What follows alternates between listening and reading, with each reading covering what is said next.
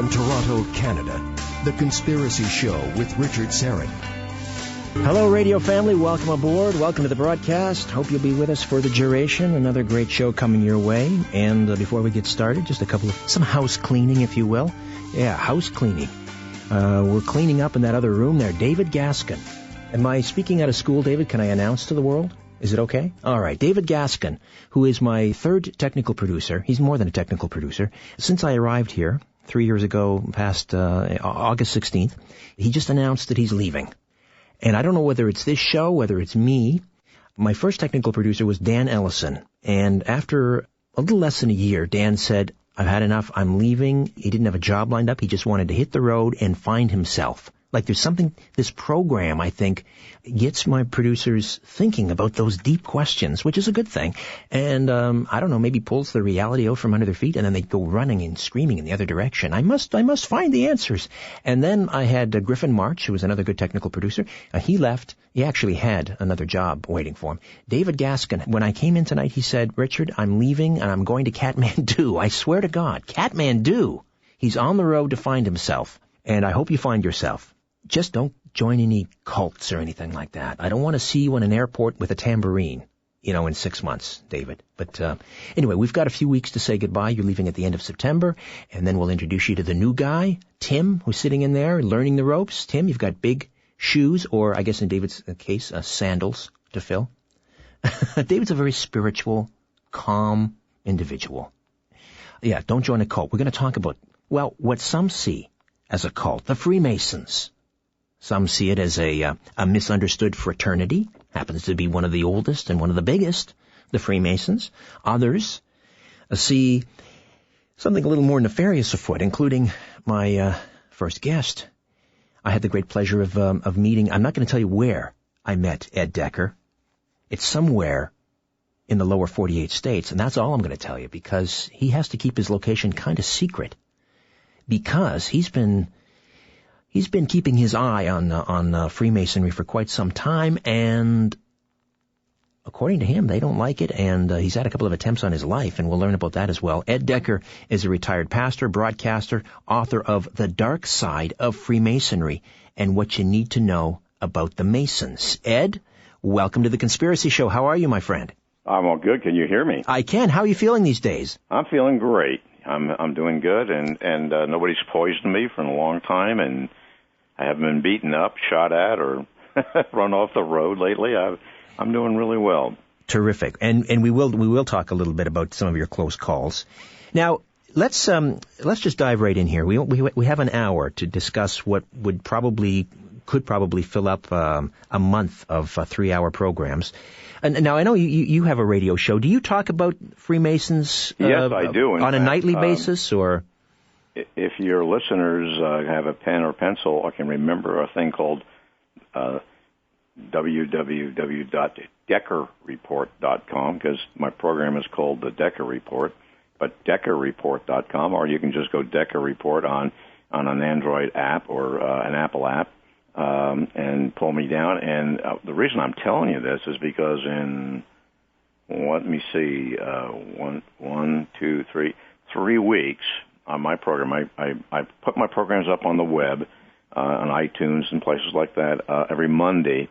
And on that particular week, I'm taking the listener inside a Masonic ritual, right into the Masonic ritual itself, and leading them through it and showing them the absolute occult practices that go on at the very lowest level of Freemasonry, and then at the end, after I've done the ritual of initiation to the candidate in that level, then I bring them all the way right up through all the other initiations and give you the blood oaths, and I just open up the belly of the beast, and it's the first time I've really done it this way.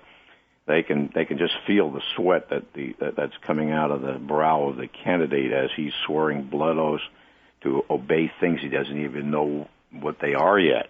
Before we launch into this discussion, Ed, I think it's important to begin the discussion with just a general statement that, at least this is my interpretation, you correct me if I'm wrong, that most Masons, those, I guess, below 33rd degree, actually believe that they're involved in a fraternity that's involved in charitable works and the betterment of mankind, the betterment of self. It's a great place to network. There was a time. Yes and no. Okay. First off, I just wanted to just kick right off the edge of our conversation and say that the work that you're in and that I'm in has an extremely high mortality rate. Not just people who die at a young age and for various reasons, but the people who work around us.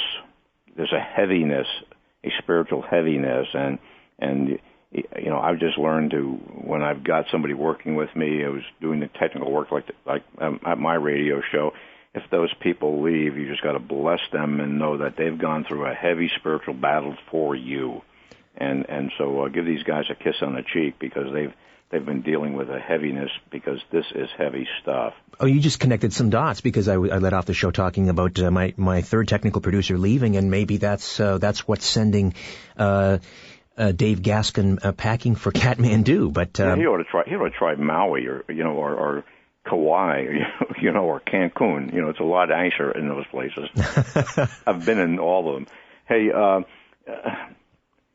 it's the lower level. It's the Blue Lodge. You got to realize that Masonry is kind of segmented. The lower lodge, called the Blue Lodge, are the first 3 degrees of Freemasonry, and the upper level Masons are they call the Blue Lodge the outer court, and so you've got all these guys who join it because it's a fraternity. Their buddies are in it, and the boss at work is in it, and it is a great networking program. And where I grew up, my family have been Masonic families. The first of my ancestors that I can actually document is a great grandfather type who was seated as a Master Mason in 1805 in his lodge. And so that's how far back I go. And my family primarily were Blue Lodge Masons, rural Masons. And in the country where I grew up, upstate New York, actually, really, I mean, out in the, when I was a kid, we had outhouse. We didn't have inside plumbing. We were in the country. And the men were all involved in the local Blue Lodge Masonry, and they joined together at the Grange, which is another Masonic organization, to buy grain and feed and things necessary for our farms in a cooperative way. But it was a Masonic organization that did that, and basically you had to be a Mason to get along with these guys, and that's what my dad did, and his dad and his dad. And it was good for business. It was good for banking. Whatever it is that you wanted to do, if you were a Mason, you were able to acquire that because of the network program, wrapping around all that. We never got into the higher levels of Masonry, primarily because we were farmers, rural people. However, if you got into the cities, you got up into the Scottish Rite, which went up to the 32nd degree, and then you also, if you didn't go up the Scottish Rite, and some went up both sides, then you had the York Rite, which they say was Christian Rite, which really wasn't. And then when you got up to the 32nd degree, you were then able to apply to be a Shriner, and that was another organization within Freemasonry. And if you were really hot and you were a judge, or you were a rich guy, you owned a factory and so forth, and you were putting money into the lodge, you would then become a 33rd degree Mason. Now, and I know you do because we've discussed it, you know Bill Schneblin. Yes. And Bill worked for me for 7 years, and I know Bill very, very well. Bill was involved in the occult, and heavily involved in the occult, and he was also in the higher levels, the esoteric levels of Freemasonry, where a lot of witchcraft and Satanism and things like that went on. Those are the guys who knew what it was all about. They knew that the average guy in Freemasonry didn't have a clue about the satanic ritual section. And this is overwhelms me, because everything in Freemasonry, Knights of the East and West, and the Scottish Rite, you learn the sacred name of Masonry. It's Abaddon, and you read in the Bible, it says that demons in the pit of hell had a king over them, and his name in the Hebrew was Abaddon. You're taking on Abaddon as your sacred name of Freemasonry. Where's your brain? Particularly if you're a Christian and you read the Word and you study the Word, and suddenly you're doing things in various levels. You get ordained to the Melchizedek priesthood, like the Mormons do, usurping the priesthood of Jesus Christ. You learn that the sacred name, the Blue Lodge, is always this little game going on that you're seeking the name of deity, and it's the lost word that you're always seeking. However, you're in the Rosicrucian and in the Rosy Cross, the higher levels of Masonry, you learn that the sacred name of God is Jobulon, which stands for Jehovah, Baal, and Osiris, a three-headed deity. So all these things are buried all inside of it. You receive the white throne. You receive the white lambskin apron in the entered apprentice level when you're given the apron. Once you've gone through the initiation, and you're told that it's your covering when you stand before the white throne judgment. And if you read in Revelations, the white throne judgment is the judgment of the damned.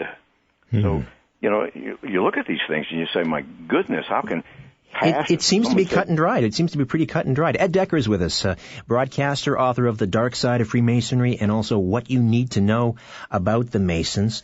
We'll step away here for a moment, come back, pick it up on the other side, and we'll also open up the lines and ask you, are you a Mason? Were you a Mason and decided to quit? Are you interested in getting into the Freemasons and would like to know more about this organization? And what are your thoughts? Is this a misunderstood fraternity, or is it some sort of satanic cult? Back with more of The Conspiracy Show. Don't go away. Fasten your seatbelt and put your tray in the upright position. You're about to leave everything you know behind on The Conspiracy Show with Richard Serrett. Just took a few moments off the air and called my insurance broker, who happens to be a friend of mine, just to make sure my life insurance payments were paid up. And they promised me my premiums will never change going forward. Talking to Ed Decker, I bring that up because we're talking about the Freemasons. And Ed, I think you raise a good point. A lot of people in this business, either broadcasters or researchers, people like yourself, for whatever reason, we don't last too long. And I want to talk to you about your run-in with the Freemasons in a few moments, but let me just clear up a few points here. First of all, what goes on in the initiation, the first initiation?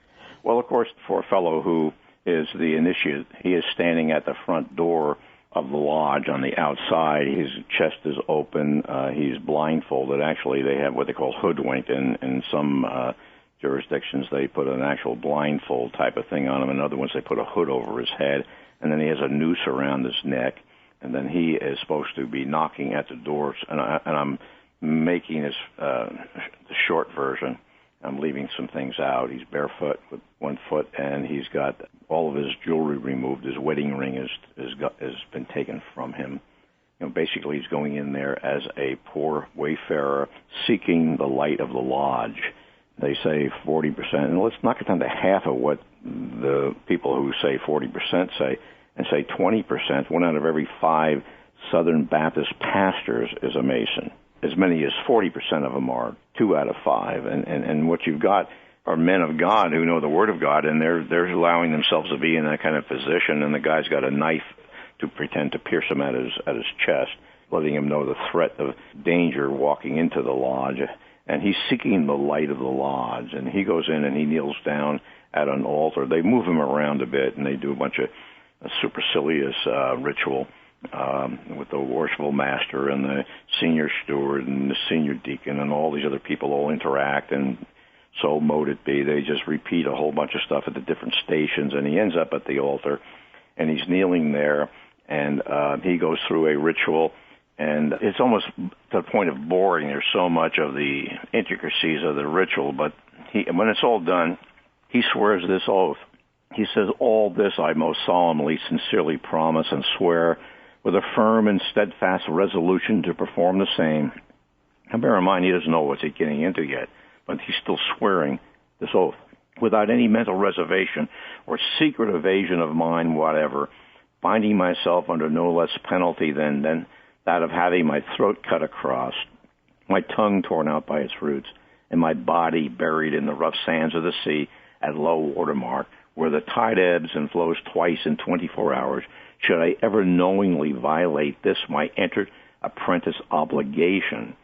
So help me God, and keep me steadfast in the due performance of the same.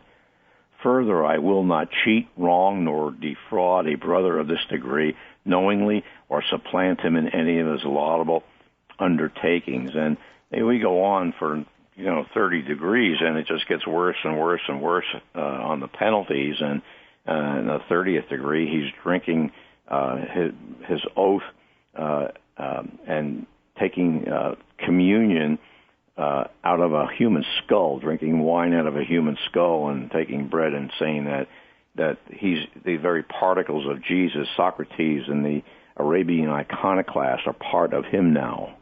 Now, these are pretty powerful metaphors, but what do they mean? Well, they mean basically that this man has bound himself by a blood oath of the most serious nature to the lodge and to the craft. And when they call it craft, it's more aligned with the priestcraft that you read about in Egypt and in the early pagan temples. And so they've sworn these oaths. And again, the Bible says, Jesus says, to swear basically don't swear these oaths, he says, because if you do, they come from the evil one, they come from the devil. And in James you read, it says, if you swear these oaths, they bring condemnation. That's why I'm saying, how can a pastor in his right mind do this? And then he goes into the church, and his deacons and his elders are Masons. How can the Holy Spirit of God operate in a church that's run by the devil? Now, they often refer to the light bearer in Masonic Well, they talk literature. about the light bearer all the time, and the light bearer is Lucifer. And how do we know that? Explain. Well, because Albert Pike described it very, very clearly that we bow down. The true deity is Lucifer, the light bearer. Manly P. Hall, who was a Luciferian and a high-level Mason, wrote many books about it, and the secrets of the Dark Ages. And he writes about it and talks about Lucifer being the power of control. You had to learn how to control the seething energies of Lucifer to be a proper Mason. And do you think that at the higher level, 33rd degree and beyond, they are actually in communion with Satan? Absolutely. Are they conjuring him? Absolutely. I can't give you all the details. I've been inside the Masonic rituals, the highest level ones, and I've actually been inside the House of the Temple on 16th Street in Washington, D.C., into the innermost levels of it, and didn't think when I was in there, I wasn't sure I was going to get out alive. And I was thinking this was pretty stupid because I hadn't really told anybody I was going in there. You're conjuring up images of Stanley Kubrick's final movie, Eyes Wide Shut. Have you seen that? No, I haven't, but but you know about the movie. I'm gathering a little bit. Yeah. Yeah, it sounds like that. So, what are you saying? You're not saying there were human sacrifices going on, are you? No, I'm not. I'm just saying that it became very obvious that I was standing up against the spirits of darkness in that place, and there were men around me that were staring at me and looking at me, and I'm thinking, I might have the Lord on my side here, but quite frankly, these guys have spiritual discernment that comes from the Dark One, and I'm in the Dark One's property, and what am I, how can I, what can I do here if suddenly something turns? Because I had no protection and nobody knew I was in there. Is it fair to describe this fraternity, Ed, as a cult hiding within a fraternity? In other words, there are two separate... Because most of the guys, that's like my dad, when I started doing some revelation in this area, he said, he didn't speak to me for 2 years. He just said, you're telling me that your mother and I are Satan worshipers? my dad, somebody asked him. We had a past forceful master who had gotten saved, and he went and talked to my dad, and he asked my dad. He said, "Are you a Christian?" And my dad said, "Of course I am. An American, aren't I?" I mean, that was about as deep as my dad at that time. Mm-hmm. My dad finally got really saved and set free from that, and he spent the last years of his life in a joyous time. But he had that heaviness. In fact, anytime there was communion in our church, my dad would get up and leave the church. He couldn't stay in the church while Christian communion was being taken because he had taken the other. Interesting. Now, is it true that the higher Masons are sworn to deceive and lie to the lower Masons? Oh, yeah, very, very clearly. My book, The Question of Freemasonry, which is available on our website at DeckerReport.com, it's a very inexpensive book, but it just lays out all the information about Freemasonry and its separation from Christianity and its occult power. And it's just like a $5 book. It's not an expensive book. But I'm telling you, there is material that I have in there that just lays that right out. They say, we are taught to deceive the lower levels. And the funny part about Masonry is that, so you go into as an inter-apprentice, and the Masons who are a little higher than you, they're deceiving you. They're not telling you what's really going on. Each time you go up a level, you learn a little bit more, and then you're deceiving the people below you. And it's like an occult downline of some kind. And then the higher you up you go, when you get out of the blue lodge, you find out, wow, those blue lodge guys are just walking around like cattle in a feedlot. They're good guys and they're having good parties and so forth. But when you get up to the higher levels of the 33rd degree, these guys are really in the occult. Was FDR a 33rd degree Mason? Pardon me? Was FDR a 33rd degree Mason? I don't think he was. No. I'm not sure what his level was, to be quite frank with you. But there have been reportedly presidents and Supreme Court judges and secretaries of war and so forth that were if not 33rd, certainly very high up in the Masons. Well, 16 presidents have been Masons, and then of course we've had a few in the Bush family who were members of the Skull and Bones Society, which is even a higher, a tighter, more elite organization. Ed Decker is with us, and he is the author of The Dark Side of Freemasonry, also What You Need to Know About the Masons, also. I wanted to point out, however, there's a black Masonry, and they ran a whole campaign and had a at the inauguration, Prince Hall Lodge had an inauguration ball for our present president. And they had to form that because at one time blacks were excluded from being Freemasons. Is that the origin of? Well, not only were blacks excluded, Jews were excluded, blacks were excluded. I'm talking about the United States, right? But you also got to remember that Albert Pike, who was basically the father of American Freemasonry, was also one of the founders of the Ku Klux Klan. And I had the opportunity to be speaking to a number of leaders in the Prince Hall Lodge organization, and they were telling me how fine it was, and I speaking to them, why do we have the Prince Hall lodges of Freemasonry, identical pretty much to the regular ones, but why did you do that? Well, they were trying to say, well, it's because the blacks wanted to have their own special identity and so forth, like the Black Caucus in Washington D.C.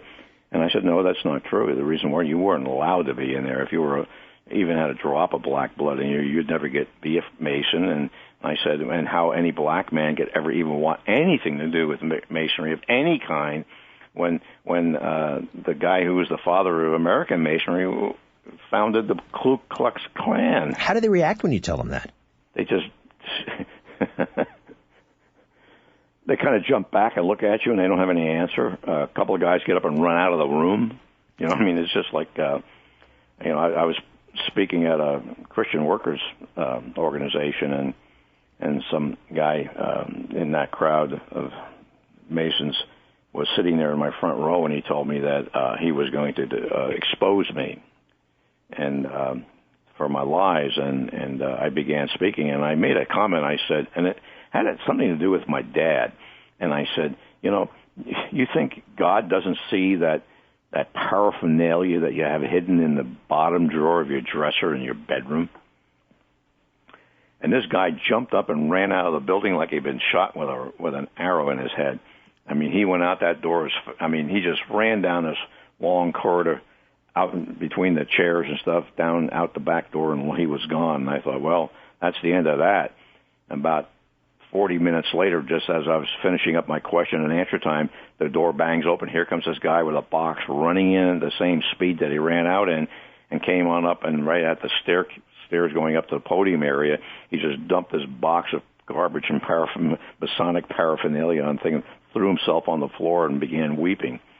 My word. It turned out that's where his stuff was hidden. And he a little too close to the bone, Ed. Word from God, and I was just actually, maybe God used it, but I was just talking about my dad's stash. Ed, true or false that Masons at some level are required to swear an oath that they will never testify against another Mason in court? Yes, that's very true. And on my program coming up, I will do that. I think I might even have it here on my notes as I'm going to slip through it here. We go up into the higher levels, and they basically promise that they will never, all Masons above the third or master's degree are sworn to keep and violate the secrets of a brother, murder and treason accepted up to the seventh or Royal Arch degree. However, in the oath of this degree, the candidate swears to keep all the secrets of companions of this degree, murder and treason not accepted. All Masons of and above this degree are solemnly bound to do this. The same is true of all the points sworn all the way up into this obligation. And later on, in the higher degrees, oath does not exempt murder and treason. Now, let me just emphasize that point. In the higher degrees of the Masonic Lodge, murder and treason are not exempted from that oath. In other words, you must not testify against another Mason who has murdered or committed treason. Listen, we have to take a time out, Ed. We'll be back on the other side. I've got some Masons waiting on the line, chomping at the bit, no doubt. And are you good to take those calls? Yeah. Okay, we'll do that when we come back. The Conspiracy Show, my name is Richard Serrett.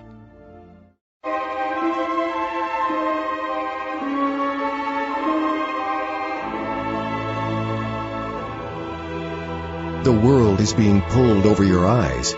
This is The Conspiracy Show with Richard Serrett. To reach Richard, call 416-360-0740.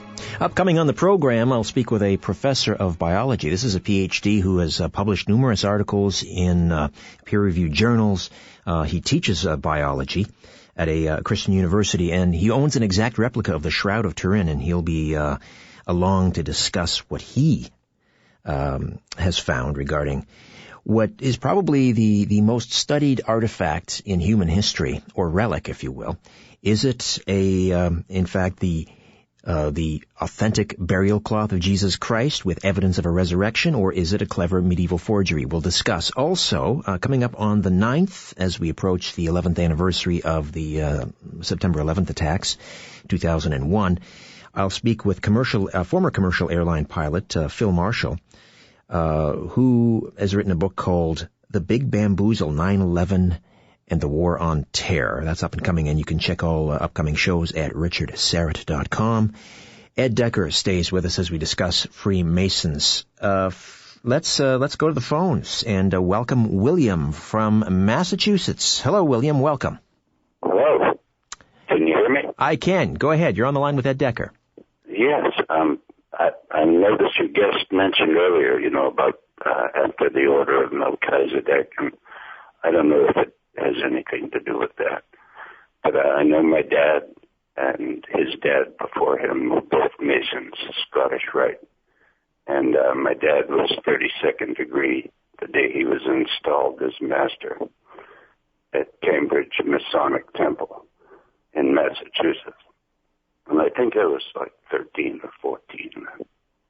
But I remember as a child, every February, it was around the time of like Washington or Lincoln's birthday, there would be like a ceremony at the temple, and they'd have like a dinner, and you'd sit in the room with the black and white squares and seats on the side and stuff, same as the night my dad was installed. And I think that was like an exoteric ceremony for us, and then we'd have the dinner and the magic show for the family, and they'd have their, meeting, And I don't know if there was anything evil to it, everything seemed normal to us when I was a kid. Are you a Mason, William? William, are you a Mason? No, I'm not a Mason. Okay. I never knocked on the door, but I know that's all you have to do. All right. So, Ed, how do you respond to William, who, like a lot of people, say, listen, I went to the meetings I saw. I was a kid growing up with it as well, so I'm familiar, and that was probably Washington's birthday celebration because he was, the first president and an acclaimed Mason even to this day. And even though he renounced it later on, but neither here nor there, that was probably that. And when you're young and when you're watching these mystical things going on, the actual ritual itself is pretty benign because of the families present. But even in that, there are key words. I noticed that in almost I notice it in every cult group and occult group where they are faced with public viewing, that words mean different things to the inner person there than what they mean to the regular person.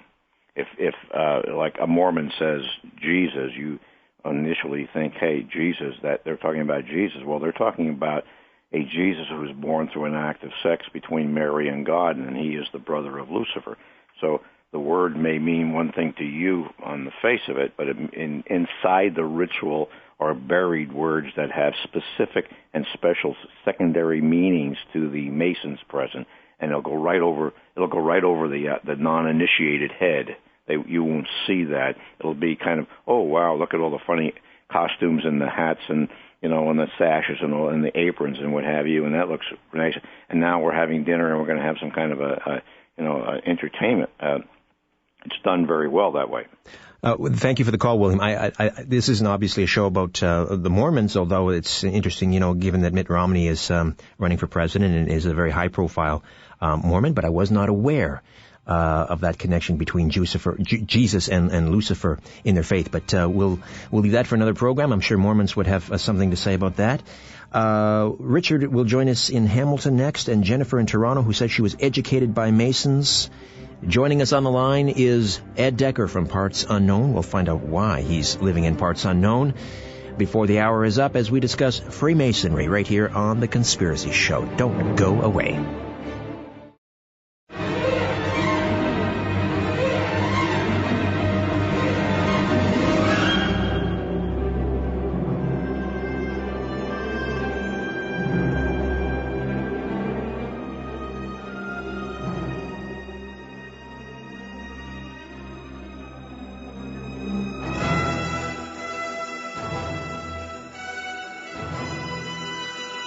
The truth will set you free, but first, it'll really tick you off.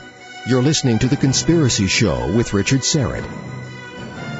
Ed Decker is with us, The Dark Side of Freemasonry. You mentioned George Washington earlier on, who was a Mason. Interesting that he renounced it. I'd be curious to know why. But before you answer that, let me ask you, I've heard it said that we know that Washington, D.C., is laid out to look like a Masonic compass.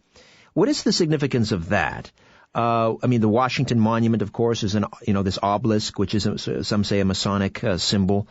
I've even heard it said that because so many of the early founding fathers were Masons, it's been suggested that the United States itself is a Masonic plot. What do you think of that, Ed? Well, it wasn't a plot because the Masons were kindly people. They basically felt that's why we're a republic.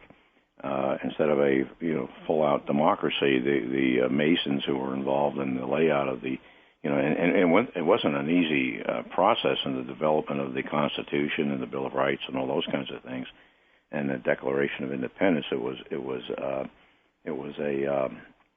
a constructed thing, and they thought that the rules of Masonry to make good men better and so forth and so on. And a universalist God. I mean, they talk about, you have to believe in a God, and they talk about the altar of Freemasonry around which all believers of any kind of a God can gather together. They laid out, the architect of the streets in Washington, D.C. was a Mason from France and Lafont, and they laid out the square of the compass and the rule, the White House, all the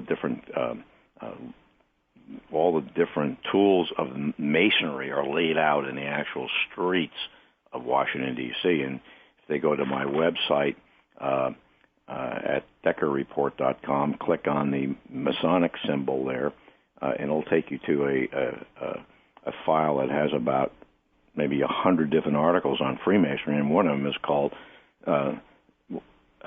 Satan's Door to America, the layout of Washington, D.C., and you'll see the picture of the map and everything else there that lays out the complete layout by Masonic ritual and Masonic control, the streets of Washington, D.C. But you mentioned at the lower levels that, these Masons were good people. They wanted the betterment of mankind. But I guess what we're preoccupied with tonight are those people at the higher level. What do they want? What do they want, Ed? What do they want to do? I was sitting in a restaurant at a Tommy Bahamas or whatever. Not a Tommy Bahama. That's a shirt. Benny Hahan or something like that in Honolulu, Hawaii, some years ago. And one of my daughters had gone to a radio station with me where I talked about Freemasonry, and she was talking at the table. And, we're sitting around this big frying table where people are making the food and throwing it in the air and all that sort of stuff. And there's a couple in their 50s sitting on my side, on the side of it. I'm sitting there with my wife and my daughter, and so they're all spread around the table. And my daughter was talking about me being on the radio, and the guy says, what you're doing on radio? My daughter says, he was talking about the evils of Freemasonry, which I wish she hadn't spoken about. And so this guy looks at me, and the conversation on the table's going on, and he says, you know what Palladian Masonry is? And I said, yeah, I do. It's the assassin group. And he said, well, I'm a member of it. And he said, I could reach across the table, kill you, and walk out of here before your head hit the table. And he just looked at me with the most evil look, and I said, try it. Come on, try it. And he just looked at me, and he and his wife got up and left. And when I was getting out, later on we were sitting there for, maybe another hour, we left and went to get into our car, and he was standing there behind the car watching me the whole time, and just staring. And my. These guys are mind-boggling. There's evil in those levels. What is this assassin's sect called again? Palladium. Palladium. Pallid. And do you believe that they genuinely are trained in these deadly arts? Absolutely. So he could have done what he said he could do? Absolutely. Well, what are you going to do? My attitude has always been, because I've been shot at, beat up, and poisoned, run off the road so many times that I've lost count, that I either have to trust God that I'm doing what He wants me to do, otherwise, I'm gone. So that's just kind of the way it is. I do take precautions, obviously, as you well know. Right. So, so while the mainstream foot soldiers in the Masons are busy raising money for burn units in hospitals and sending underprivileged kids to summer camp, what are the higher levels doing? Are they overthrowing presidents? Are they fomenting war? Are they fixing interest rates? They're negotiating contracts. They're developing power groups within governments. They're all over the world, and I've run into them and dragged out of a meeting by a bunch of them in the Philippines. One time to get killed and live through that. They're very powerful in the police forces, for example. They're in the law, and attorneys and judges in the United States are. You almost got to be a Mason to be one who can serve. And we're talking about oaths that you lie and that you'll protect a fellow Mason. You go into a court of law, you give a Masonic sign of distress, or come to the square with your feet, or do some things in that jurisdiction, and that judge knows you're a Mason, you're not going to get found guilty of anything. We had a case in Seattle a number of years ago. A very high, prominent member of the industrial community here in the Seattle area. Whoops, I just kind of told you the area I'm in. And there in the Seattle area, a guy owned a big manufacturing company, and he got caught sexually molesting a grandchild. Oh, my. And they brought him to court. He was caught cold. No ifs, ands, or buts about it. This was a boy, not a girl. And so he went to court. The judge, the second day of the trial, came out and said, yesterday I did an XYZ, which was improper for me to do, and basically because I did that, I have invalidated this trial, and he is released with no chance of being prosecuted again because of my error. And both were Masons, the judge and the accused. 33rd degree Masons. Oh, my. And the whole place went crazy over it, but the judge said, I'm sorry, but that's what happened, And he got censured by the State Bar Association, but but because the guys in the State Bar Association are Masons, he never was taken down as from being a judge, and the guy walked away totally clean, totally clear, nothing, zero. And that was a prime example of hiding the sin of a fellow Mason. Richard's in Hamilton. Thanks for holding on, Richard. Your question, comment. Ed Decker. Good evening, gentlemen. I'm a Blue Lodge Mason plus a Red Lodge Mason, and some of the I'm just trying to get my thoughts together. My apologies for that. But first off, I've first met two Masons, and I didn't realize they were Masons till years later when I joined the lodge. I had an uncle that had terminal cancer, and these two gentlemen were businessmen, and they let him go because he was too ill to work. But every week they showed up to take him to the hospital or doctor's appointments, and they were 33rd degree Masons. And the part about the oath and the penalties within them before the oath is given, they mention that it's only symbolic now. It's not actual. Any of those penalties will not be done. Well, why would you swear them anyway, Richard? I mean, I can't. Particularly if you're a Christian, why would you violate what Jesus says? I mean, if you believe Jesus is Lord, and He says that if you swear these oaths, that they come from the devil, and later on in James it says that if you swear these oaths, blood oaths, these are what you call blood oaths, having your throat slit from ear to ear and your tongue ripped out by the roots is a blood oath. And if you swear that, it says it brings condemnation. And when you got your lambskin apron, you're told that that you're covering at the white throne judgment, which is the judgment of the damned, those dead not in Christ. Why would you? How can that be symbolic when it's coming out of your mouth? Hello? Yes, go ahead. Basically, I think it was just meant to scare people, that new members, that the oaths are not to be given out so lightly. And as for supporting another Mason who does wrong, we've been told to obey the laws of the land and or the country that we are either residing or visiting, and that includes telling the truth before the justice system. So if another Mason, if I witness another Mason doing something wrong and I'm called as a witness, I have to tell the truth. Okay, Richard. Ed, I think you've sort of stated that it's above a certain level, above the Blue Lodge, where you're actually sworn to protect another Mason in court. Is that correct? Yeah, it is, but that's neither here nor there. What he doesn't realize, though, is that by he's in what they call the outer court area, and where they're given the milk and not the meat. And so even though he's given these oaths, but then he's told that, oh, hey, don't take them too seriously. If you had a noose around your neck and you were blindfolded when you went in through that door, and you were kneeling at an altar with a Bible on it, I hope, and you were swearing this oath, it is not symbolic. All right, Jennifer is in Toronto. Welcome to the Conspiracy Show. Go ahead. Hi, I don't have a question so much as I just want to say that I get quite upset when I hear people downgrading the Masons, because I was in England.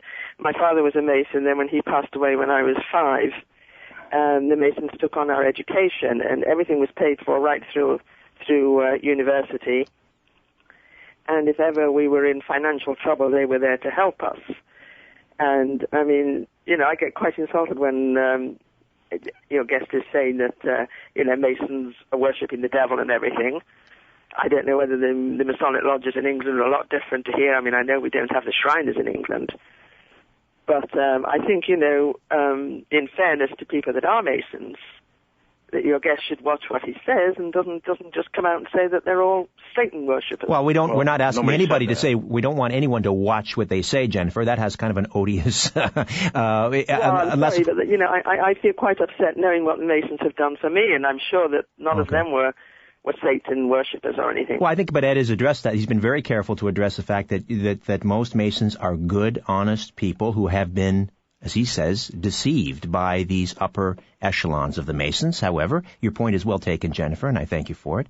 Ed, I appreciate her comments, and and I've seen a lot of really good stuff done by the Masons as well. And I'm not talking about this kind of thing, and I'm talking about the fact, and they swear, to take care of the widows and the orphans, and they do a pretty good job of it. And I'm not saying that's not true. I'm talking about this, beyond the philosophical and the altruistic ends of this. I'm talking about the oaths and the gut of it, which is anti-biblical, and it is demeaning of the God of the universe, and their God is a God called Jobulon, a Jehovah, Baal, and Osiris. And if you're a pagan, God bless you and have a great time. But if you're a Christian, get out of it, because the darkness is on the corners.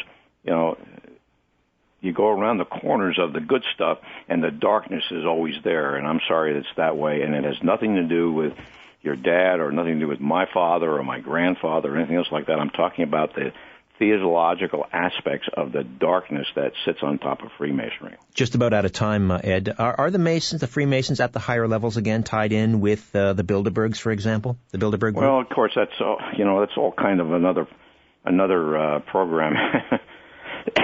What you have here is that these men who are mighty and powerful in business and politics and in industry and finances and things like that, these same men get involved in these other organizations as well. All right, we're finished on that note, but we will have you back on and pursue this further at some point. Ed, stay well, and good talking to you again. Hey, that's a fast hour.